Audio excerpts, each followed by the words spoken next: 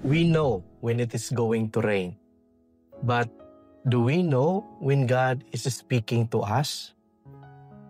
In today's gospel, Jesus says, you know how to read the weather, but you don't know how to read the signs of times. The people could read the clouds, but they missed what was most important. God was right there with them. And maybe that is true for us too. We notice everything around us, but not what is happening inside our soul. Are we growing closer to God, or are we drifting away from Him? God sends signs every day.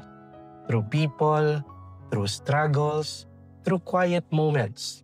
And He invites us to listen, to change, to come closer. Bailey Graham once said, being a Christian is not just a one moment of conversion. It is a daily process of becoming more like Christ. So today, let us pause and reflect, because the time of grace is always now. Amen.